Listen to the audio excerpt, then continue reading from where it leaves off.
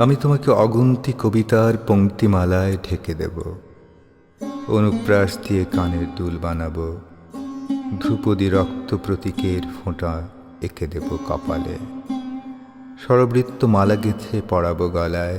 হোসেন খানের জানাবেন তার অনুভূতি। তার আগে সংক্ষেপে জানিয়ে দিচ্ছি তার পরিচিতি। ইংরেজি সাহিত্যের ছাত্র হেরাতুল্লাহ আল মামুন কবিতা লিখেন, শৌখিন আবৃত্তি করেন দরাজ হিরণময় কণ্ঠে।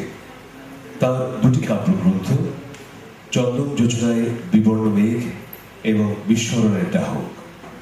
তার কবিতায় সাবলীল কথা মিষ্টি সুরে বলে যান অনবদ্য সহজ সরল আবহে।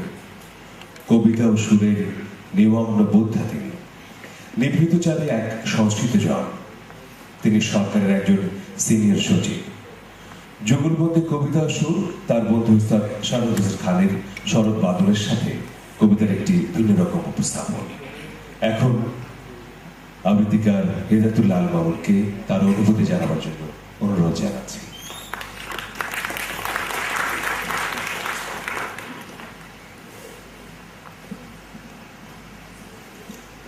শুভ সন্ধ্যা, সম্মানিত গুণীজন। এখানে আমার অনেক প্রিয় পাত্র মানুষ এখানে আছেন, তাদের প্রতি শ্রদ্ধা জানাই। এবং আপনারা দেখেছেন যে যদি এটা কবিতা, আমি কবিজনদের একটি নিমন্ত্রণ জানাই নাই, কারণ আমার কবিতাগুলো ঠিক কবিতা হয়ে ওঠেনি। একইভাবে আবৃত্তিকার তারাও আমার অনেক নিকটজন আছেন, তাদেরকেও আমি খুব একটা আমন্ত্রণ জানাইনি, কারণ আবৃত্তি হয়েছে কিনা আমার নিজেরই সন্দেহ আছে। দুজন কবিকে এখানে আমি আমন্ত্রণ জানিয়েছি, তারা নিঃসংকোচে আমার যে কোনো কবিতা হিসেবে মেনে নেন। একজন প্রথিতযশা কবি নাসির আহমেদ, যিনি আমার কবিতা সংবাদপত্রে ছাপেন, আরেকজন কবি শাহিদ আঞ্জুমানরা, আর খুব কবি এখানে নেই। তার অর্থটা এরকম দাঁড়ায় যে আমাকে যারা ভালোবাসে অন্য ক্ষেত্রে, তাদেরকে আমি আমন্ত্রণ জানিয়েছি। যেমন ফারুক ভাই আমাকে অনেক ভালোবাসেন, এবং মোজাম্মেল বাবু উনি আমাকে খুবই ভালোবাসেন। একইভাবে আমাদের সিএন রেজি স্যার, তিনি আমাকে অসম্ভব স্নেহ করেন।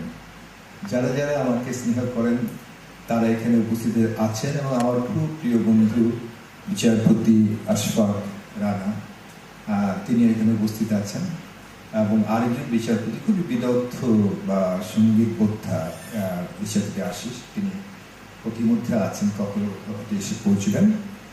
তো এটা একটা আয়োজন, যে যুগলবন্দি যে আয়োজন আমি শাহাদাত হোসেন খানের সাথে করেছি, সেটা হচ্ছে যে তার আড়ালে আসলে আমার সীমাবদ্ধতাকে ঢাকতে চেয়েছে, তবু তিনি রাজি হয়েছেন আমার সীমাবদ্ধতা ঢেকে দিতে।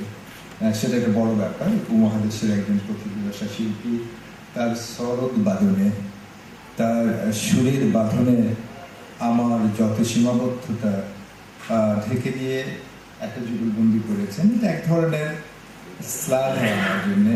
আমার পৌত্র, পৌত্রী যারা আসবে, তারা তো বলবে যে আমার দাদা, মাতামহ, পিতামহ শাহাদাত হোসেন খান সাহেবের সাথে একটা যুগলবন্দি করেছেন। তো সেজন্য আমি গভীর কৃতজ্ঞতা জানাই শাহাদাত হোসেন খান সাহেবকে, যিনি এই উপমহাদেশের একটা খুবই অত্যন্ত গুরু ঘরানা, যেটাকে বলে প্রধান ঘরানার একজন উত্তরসূরি, যোগ্য উত্তরসূরি। এখানে আমাকে যারা ভালোবাসেন তাদেরকে মূলত আমি আমন্ত্রণ জানিয়েছি, এবং তারা অনেকে এখানে উঠে আসবেন।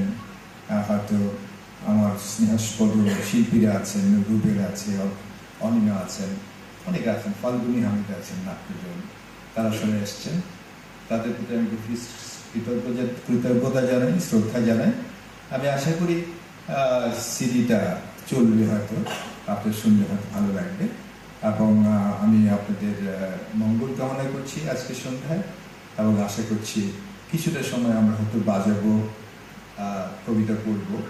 তারপর আরেকটা পরিবেশনও আছে আমার অত্যন্ত স্নেহভাজন সচিব, সে আমার কিছু গান করেছে, 10টা গান, সেই গানের প্রোমো টাইপের 3টা গান হয়তো সে করবে।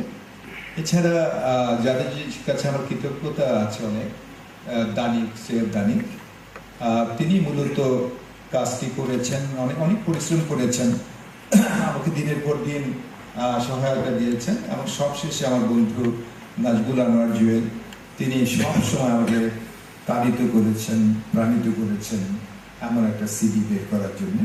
আমি তাদের কাছে আন্তরিকভাবে কৃতজ্ঞ, শিল্পকলা একাডেমির কাছে কৃতজ্ঞ, এবং আশা করি যে আপনাদের এই পরিবেশনাটা কিছুটা ভালো লাগবে। ধন্যবাদ আপনাদের। ধন্যবাদ হিদায়াতুল্লাহ আল মামুন।